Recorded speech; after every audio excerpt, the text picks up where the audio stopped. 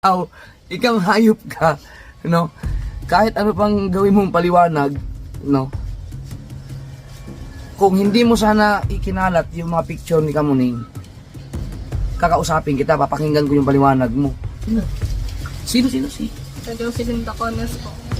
Ma'am Jocelyn, maraming salamat sa pag-aalaga mo kayo eskola ni si Janjan. Sana makatapos dyan, mag-aaral ka mabuti, sana makagraduate ka para maging maayos ka ni Kamuning. Suporta sa kanya mga kamars, no? Ay, shoutout pala kay kay Ate Jocelyn. Ate Jocelyn Tacones mga kamars. Siya po yung number 1 na nagsuporta kay Janjan at kay Kamuning. Alam mo, kuya, parang wala na akong gana mag-aral. Parang ayoko nang pumasok. Ang pinaka problema niya talaga si Kamuning talaga. Yun ang ano niya. Kasi ito na ano naman talaga natin, no, mga kamars, no, may nangyari na rin talaga.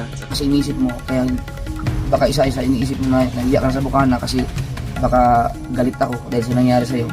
So napanood ko yung vlog ni Jan Igor, tsaka yung nakikita ko yung kung paano katatuhin ng pamilya ni Jan Igor dito sa kabila ng nangyari yun. Parang imbis na mainis ako, nawala na rin yung inis ko kasi grabe nakatagpo ka ng ganyan klaseng pamilya. Bihirang-bihira yung ganyan. Kaya salamat sa family ni Jan Igor.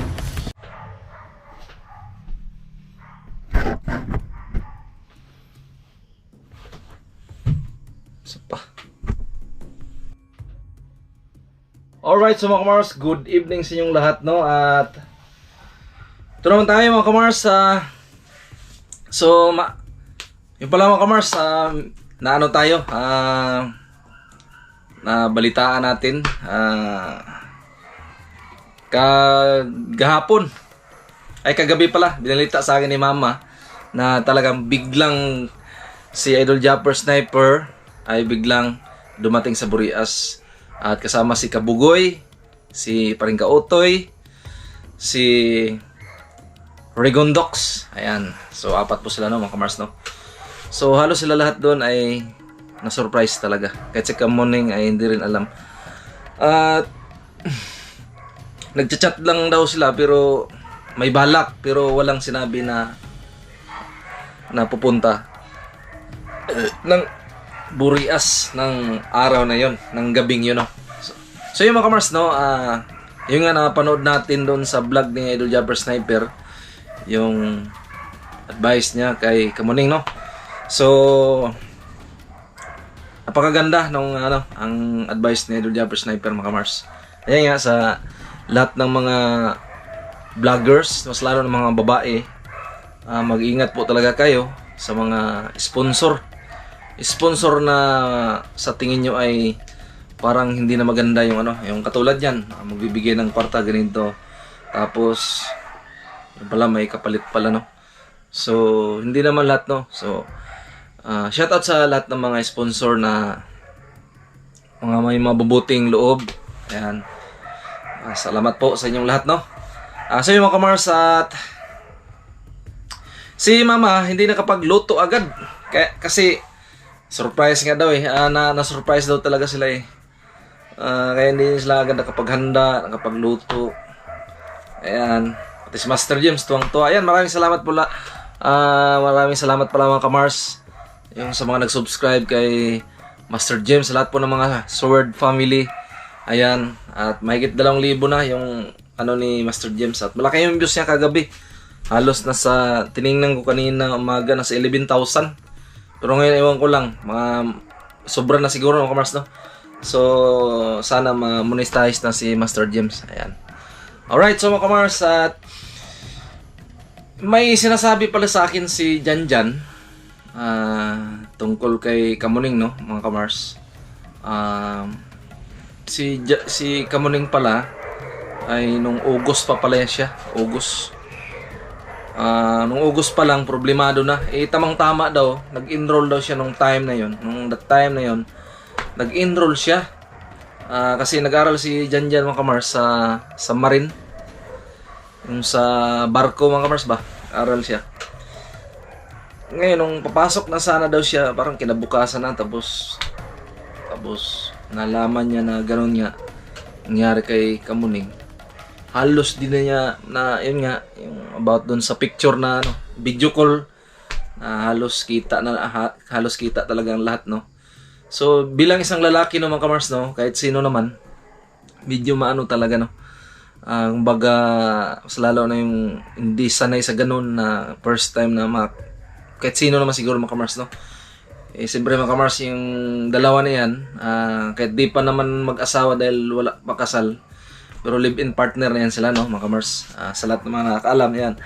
At yun nga, nung nalaman ni Janjan, grabe, sabi niya, alam mo kuya, parang wala na akong gana mag-aral, parang ayoko nang pumasok, parang ayoko na talaga, sabi niya. So halos sinabihan na nga niya yung nagsuporta sa kanya mga kamars, no. Ay, shoutout pala kay kay Ate Jocelyn. Ate Jocelyn Dacones mga kamars. Siya po yung number 1 na nagsuporta kay Janjan at kay Kamuning. Mas lalo na sa pag-aaral ni Janjan ngayon mga kamars. Maraming salamat, Tijo. Saludo po ako sa iyo. Hindi ka man namin tunay na kamag-anak, pero grabe yung support talaga yung pinupukusan mo na makapagtapos ng pag-aaral kahit noon pa man, no? So kahit man na naging sila ni Kamuning, pero nandyan pa rin yung suporta mo, Tijo. Tijo Jocelyn, maraming salamat po talaga. Happy New Year. God bless po, Tijo. Ang masabi ko lang, Tijo, sana bigyan ka pa ng malakas na pangatawan ni Lord at sa buong pamilya nyo po. Maraming salamat po sa tulong mo kay Janjan at pas lalo na kay Michelle. So yun mga kamars, no, simula pa noon, ang number 1 dyan na nagsuporta si Ate Jocelyn mga kamars. Ayan, yun ang kwento sa akin ni yan ang kwento sa akin ni Janjan. Kagabi nag-usap kami ni Janjan mga kamars. Yan yung kwento niya sa akin. Alam mo kuya, grabe yung tulong ni Ate Jocelyn sa amin, financial, mga ganun ba. Basta hindi ko mabanggit yung financial, tapos yung nandun na yung care, no mga kamars, no. Grabe yung ni Ate Jocelyn mga kamars, hanggang nitong December, hanggang itong January, yan si Ate Jocelyn ang nag suporta kay Kamuning mga kamars nung wala na talaga, wala na siya makausap, wala na talaga kasi si Michelle talaga mga kamars, parang ayaw niya na talaga sa bukana nung time na yun. Ilang bisis na daw yan, ang kwento pa sa akin na dyan, ilang bisis daw yan na muntik na magpakamatay. Ilang bisis daw yan na mabutin lang daw, naabutan pa daw niya, mga ganon ba. Grabe daw, hindi na maanong itsura ni Kamuning. Kaya pala din si Janjan, hindi na nagbablog din mga kamars ng dahil doon sa ginawa nung lalaki na yun, no? Ayan. At yun mga kamars, no, may isa pang laging nakasuporta din sa kanila. Shout out pala kay Ate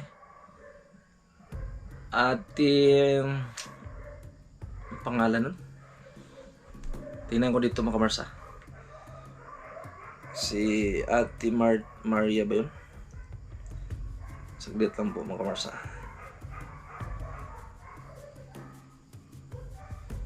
sinong pangalan? Grabe ang pinagdaanan ni Janjan at Michelle doon sa Davao that time dahil sa family at sa lalaking nag-send sa'yo ng picture. Ayan mga kamars, no?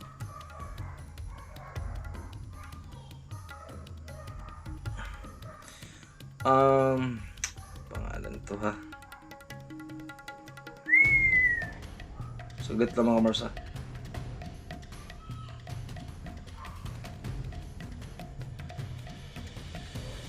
Saglit lang mga kamars.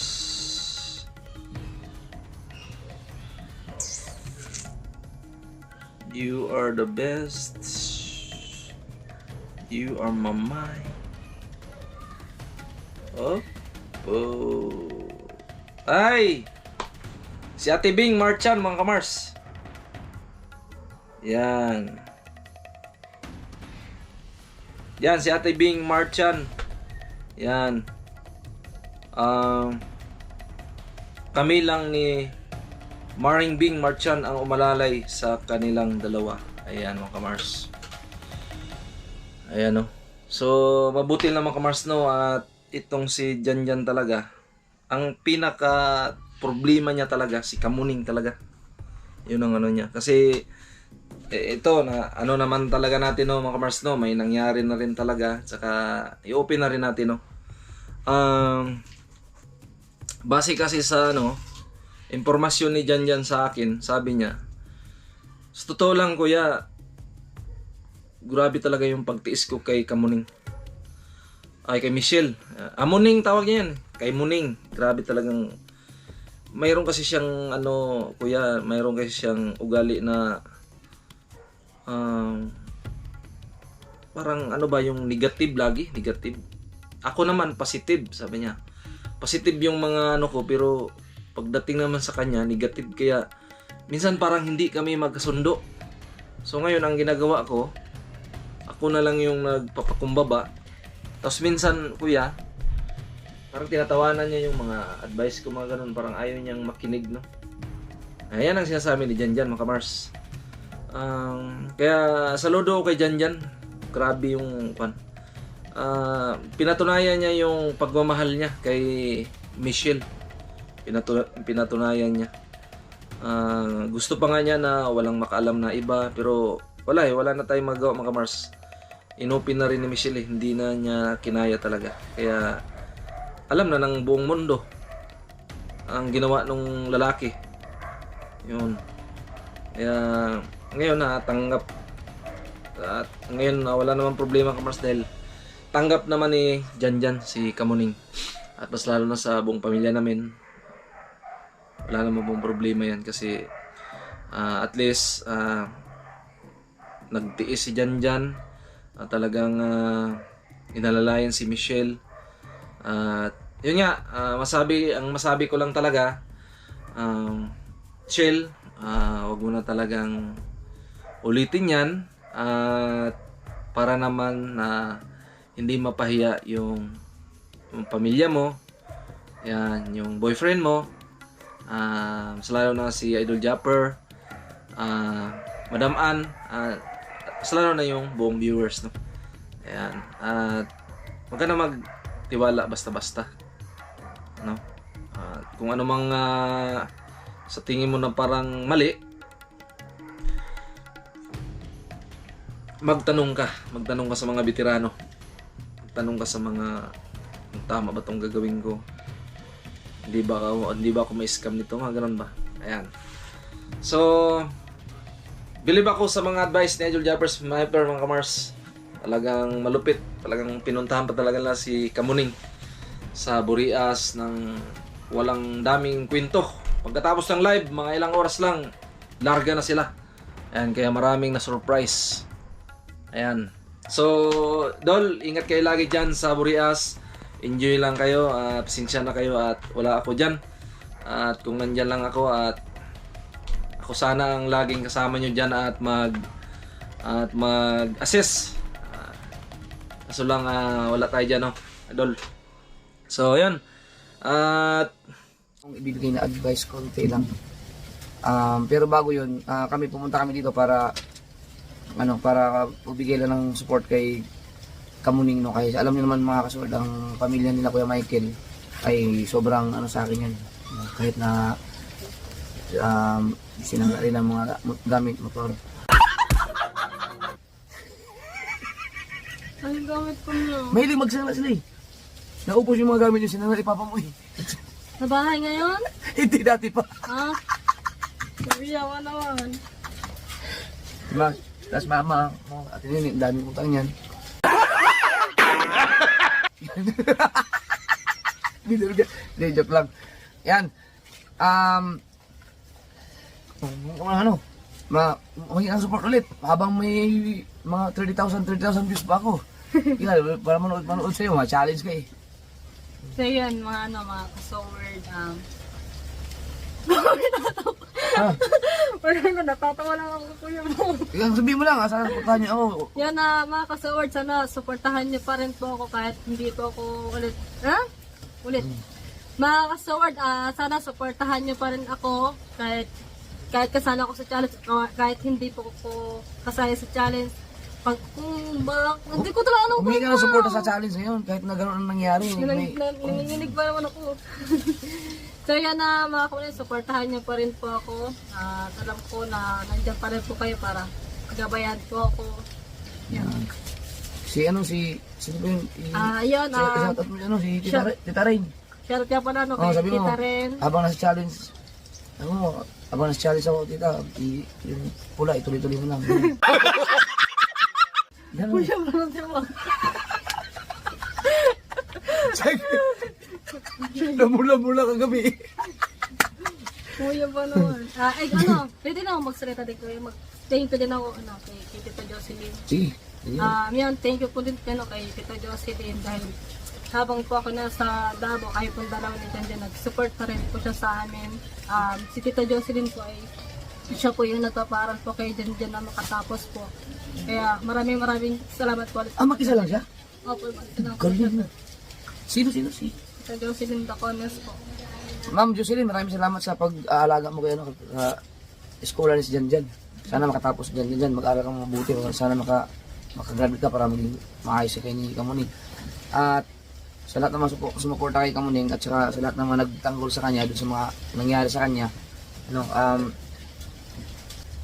Sinabi na panunin nyo lang sa vlog ni Kamuning, yung kanyang vlog. Sa mga hindi pa po nakakaalam, pero alam ko baka lahat ng makakapanood nito ay alam nyo na rin kung bakit nagkaroon ng problema si Kamuning about sa sinasabing scandal na yan. Hindi yung scandal na yung sex scandal lang, yung mga picture ba yun? Picture, no?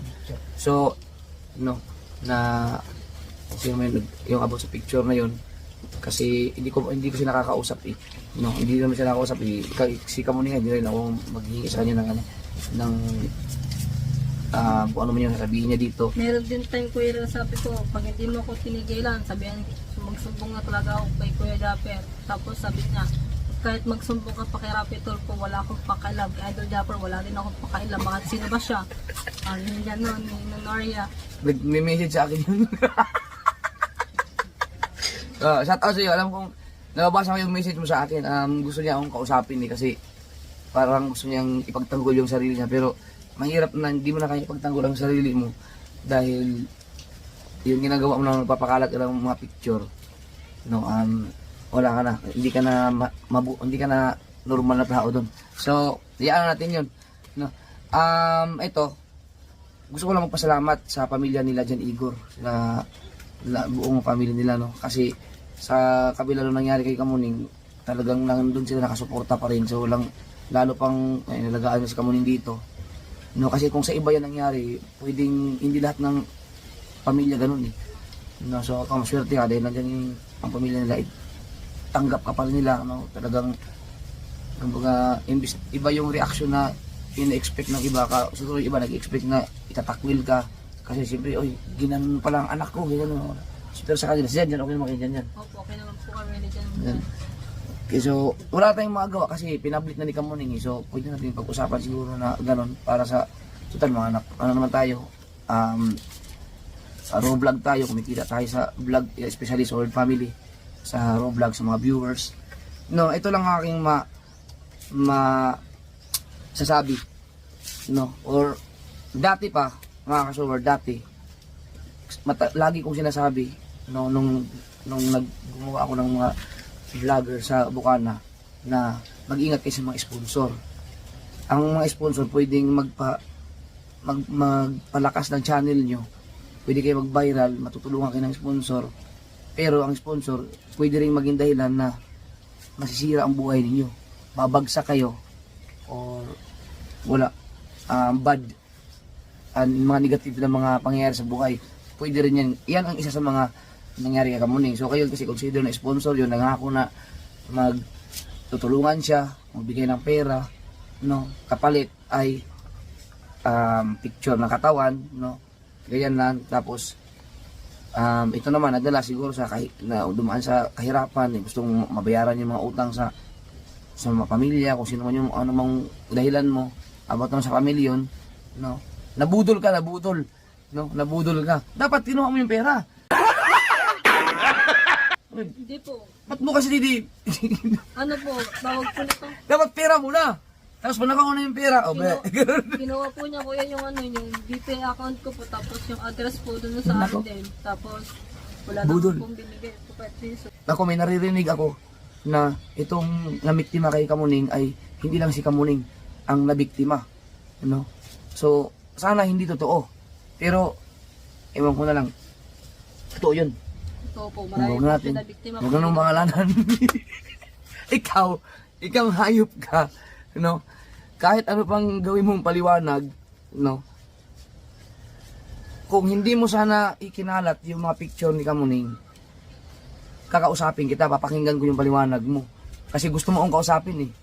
No? Na may message ka pa sa akin eh. Ha? Kaso nga lang, pinakalat mo yung kung saan kung kani-kanino ka nagpapasa ng mga picture. So, hindi ka matinong tao, hindi mo kailangan magpaliwanag, salbahe ka talaga, no? Salbahe ka.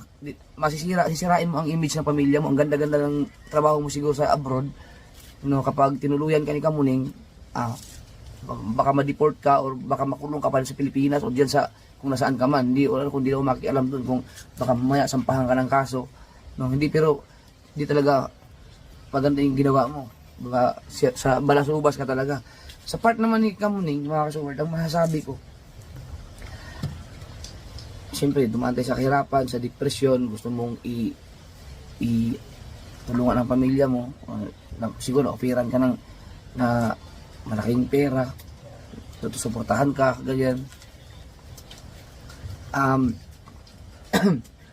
tanga mo.